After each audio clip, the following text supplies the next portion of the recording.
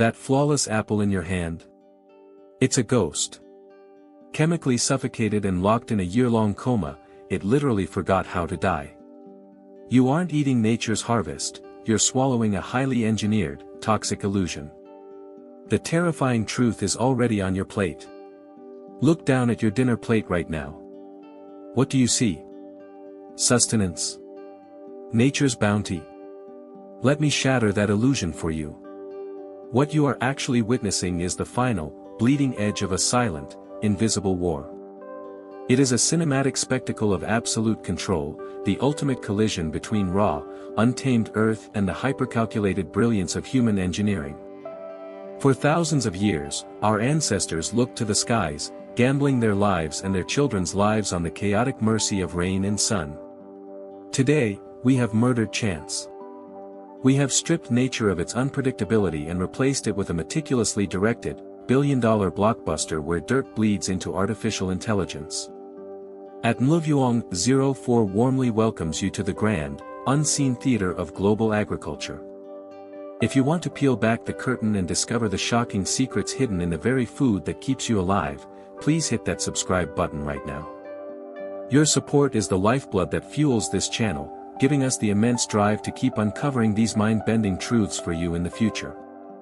Let us begin by exposing one of the greatest deceptions hidden in plain sight, sitting quietly in the fluorescent aisles of your local supermarket, the baby carrot. If you still believe these perfectly uniform, impossibly smooth, bite-sized orange snacks are gently pulled from the earth looking exactly like that, prepare to have your reality entirely rewritten. The baby carrot is not a biological breed. It is a ghost. It is a multi-billion-dollar hack born from sheer desperation in the 1980s, a brilliant, almost cynical solution to a massive food waste crisis that was suffocating the United States. Back then, nature's ugly, misshapen roots were ruthlessly discarded to rot.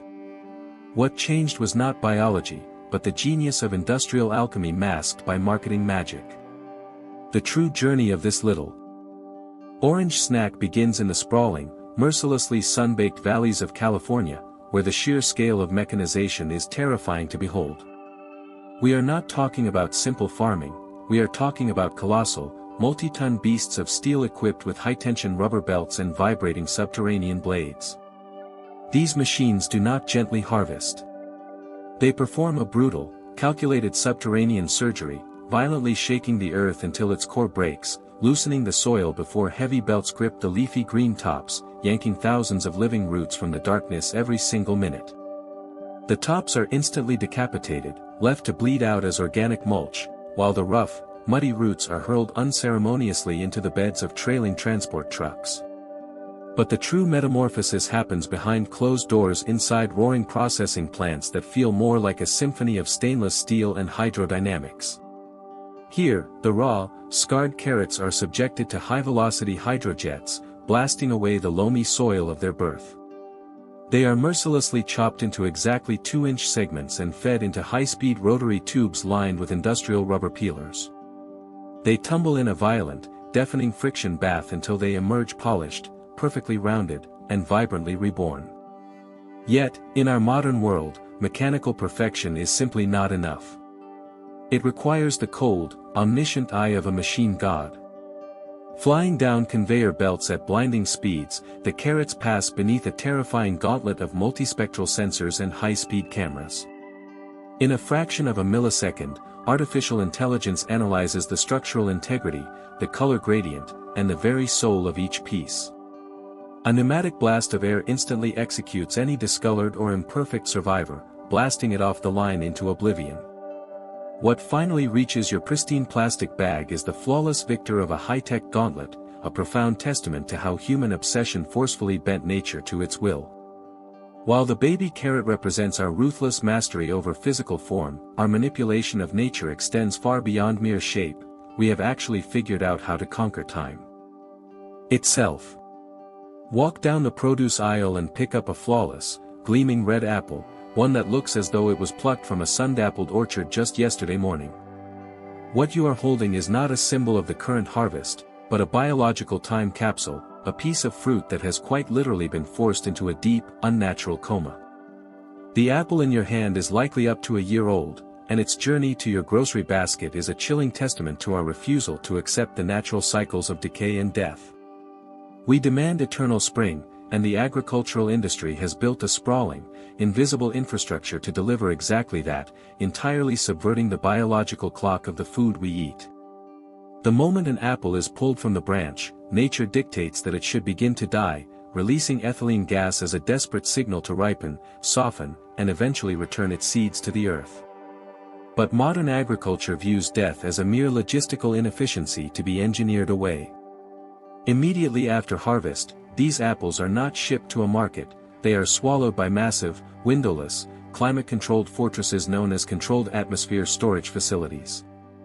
Inside these roaring, refrigerated vaults, human technicians systematically suck the oxygen out of the air, dropping it to a suffocatingly low percentage where human lungs would fail within minutes. The temperature is plummeted to just a hair above freezing, and the air is flooded with a synthetic chemical compound called 1-methylcyclopropene. This invisible gas binds to the apple's cellular receptors, effectively blinding the fruit to its own ethylene. In that dark, oxygen-starved chamber, the apple forgets how to age. Its cellular respiration stops. Time stands entirely still. Millions of tons of fruit sit in this suspended animation for months on end, trapped in a purgatory between life and decomposition, waiting for the market price to peak. When the vaults are finally cracked open and the oxygen rushes back in, the fruit is jolted awake, rushed onto trucks, and placed under the warm, deceptive glow of supermarket lighting. When you take a bite and hear that satisfying crunch, you are not tasting the vibrant energy of a recent harvest. You are tasting a ghost, a piece of matter that has been chemically and atmospherically frozen in time.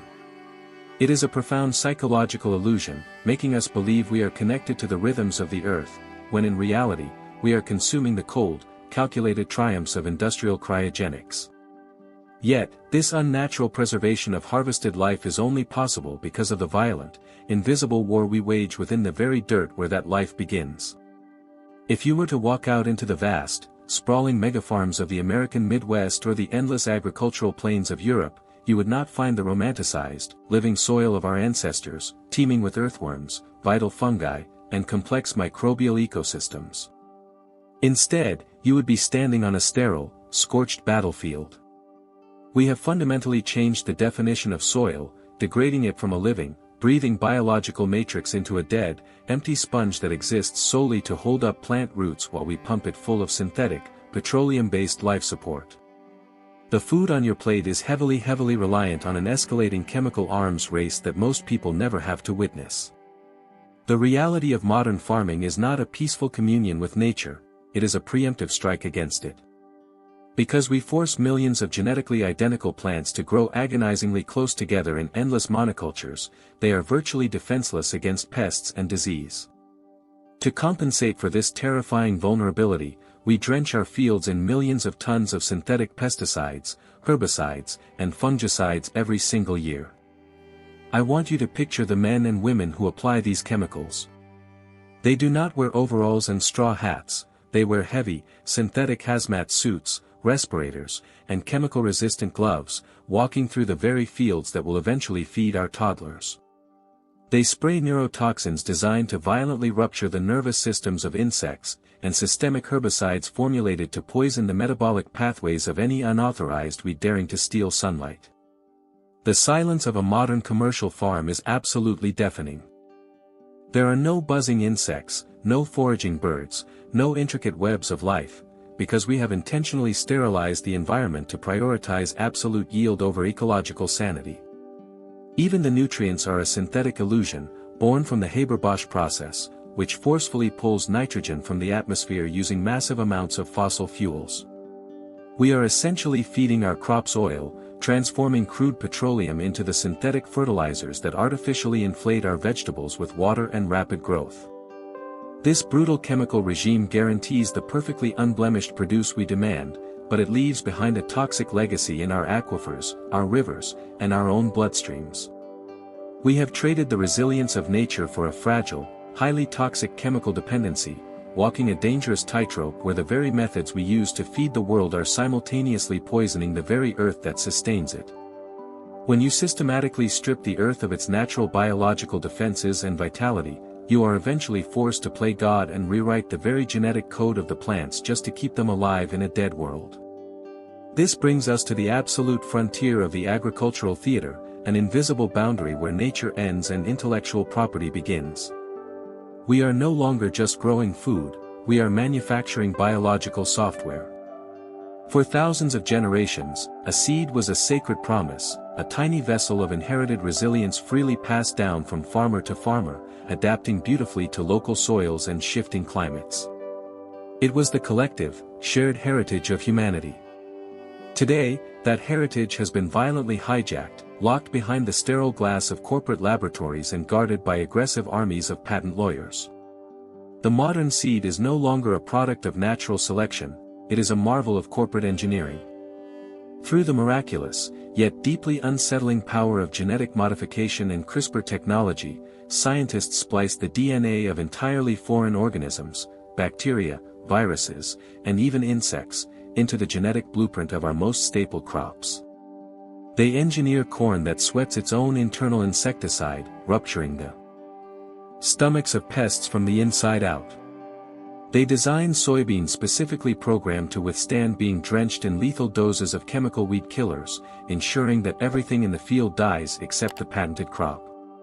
But the true horror is not just the genetic manipulation itself, it is the absolute monopolization of life. When a corporation patents a genetically modified seed, they essentially claim ownership over the biological code of life itself. The farmer who plants that seed is no longer an independent steward of the land, they are reduced to a mere renter of proprietary technology. They are legally forbidden from saving seeds from their own harvest to plant the next year, an ancient human practice now criminalized as intellectual property theft. If they dare to defy this corporate mandate, they face financial ruin at the hands of private investigators who literally trespass into their fields to steal crop samples for DNA testing. We have allowed a handful of monolithic megacorporations to privatize the foundation of the global food supply, replacing 10,000 varieties of resilient, heirloom crops with a vulnerable, homogeneous genetic monoculture.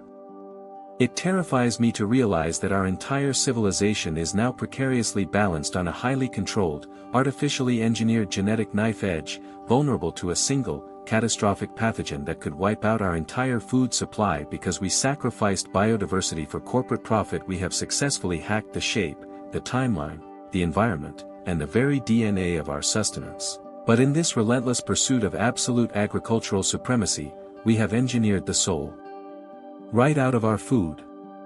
As we stand at the end of this grand, terrifying production line, staring at our plates, we must confront the ultimate, devastating cost of our illusion. We are living in an era of unprecedented caloric abundance, yet we are quietly starving on a cellular level. The flawless, vibrant fruits and vegetables in our supermarkets are beautiful liars. Decades of prioritizing rapid growth, chemical dependence, and massive yields have completely exhausted the soil, resulting in produce that is a hollow shell of what it once was. You would have to eat 8 modern oranges to get the same amount of vitamin A that your grandparents got from just one. We are literally eating perfectly sculpted water and starch, desperately trying to nourish our bodies with ghosts. But the starvation goes far deeper than mere vitamins and minerals, it is a profound philosophical famine. We have entirely severed our fundamental connection to the earth. We no longer understand the seasons, we do not respect the vital necessity of dirt, and we are utterly blind to the staggering amount of mechanized violence and chemical warfare required to keep our supermarket shelves overflowing 365 days a year. We have been lulled into a dangerous complacency by the convenience of the modern world, perfectly content to consume the final act of this blockbuster illusion without ever daring to look behind the curtain. We treat our food as a cheap, disposable commodity, forgetting that it is the most intimate interaction we have with the natural world, a direct transfer of the Earth's energy into our very flesh and blood. It is time to shatter the glass and wake up from this agricultural matrix. We cannot continue to treat the planet as a lifeless factory floor to be manipulated, poisoned, and patented for our fleeting convenience. The Earth is not a machine, and our survival depends on remembering how to work with its chaotic brilliance rather than continuously trying to conquer it. The next time you walk into a grocery store, do not just see the polished, flawless produce screaming for your attention. See the invisible chemicals. See the frozen time. See the patented DNA. By choosing to open your eyes to these uncomfortable truths, you take the first vital step in demanding a food system that honors life rather than merely engineering it. The theater only holds its power over us as long as we remain passive in the audience. It is time we step onto the stage and rewrite the ending of this story ourselves. In the end, the modern agricultural system is a masterpiece of technological engineering, but it is also a devastating ecological tragedy. We have traded the authentic vitality of nature for a superficial illusion of perfection, systematically hacking the fundamental laws of time, soil, and biology to fill our supermarket aisles. From freezing apples in atmospheric vaults to drowning sterile fields in synthetic chemicals and patenting the very DNA of our seeds, we have built a food supply based on dominance rather than symbiosis. This relentless pursuit of yield and convenience has left us with hollow, nutrient-depleted food and a profound disconnection from the earth that sustains us. We are consuming the products of an invisible war, a highly profitable matrix that prioritizes corporate monopolies over human health and ecological survival. The flawless produce we put on our tables hides a terrifying reality of exhausted dirt, toxic runoff, and criminalized human heritage. Yet, recognizing this deeply unsettling truth is not a reason for despair, it is the necessary catalyst for awakening. We can no longer afford to be blind consumers at the end of a destructive supply chain. By acknowledging the heavy price of this manufactured abundance, we reclaim our power. We must realize that every bite we take is a vote for the kind of world we want to live in, urging us to abandon this artificial matrix and return to a system that actually nourishes both our bodies and the planet. Convenience and cosmetic perfection often mask a hidden, devastating cost. When humanity tries to outsmart, conquer, and patent the natural world rather than working in harmony with its cycles, we ultimately shortchange ourselves. True nourishment cannot be engineered in a corporate laboratory or preserved in a chemical vault, it comes from a living, biodiverse ecosystem. We must remember that we are not separate from nature, we are built from it. Poisoning the earth to feed ourselves is merely a slow, highly profitable form of self-destruction. Shop local and seasonal, ditch the demand for summer fruits in the dead of winter. Visit local farmers markets and buy directly from small-scale growers who practice regenerative agriculture. Embrace imperfection, stop looking for the shiniest, perfectly symmetrical fruit. Choose the slightly bruised apple or the misshapen carrot, they are often the most natural, untouched, and nutrient-dense options. Grow something, even if it is just a small pot of basil on your kitchen windowsill or a single tomato plant on an apartment balcony. Physically putting your hands in living dirt reconnects you to the genuine biological cycle of life. Vote with your wallet, whenever your budget allows, choose non-GMO, heirloom, and organically grown foods. Actively reduce your financial support for the massive agrochemical corporations dominating the food matrix.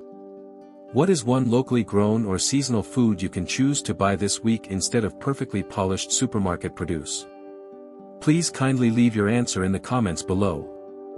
I would love to read your perspectives and create a space where we can all learn from each other's ideas. If this message resonated with you and you want to help uncover more hidden truths about our world, please hit that subscribe button to support the channel. Your support gives me the motivation to keep researching and creating deep, impactful content for you.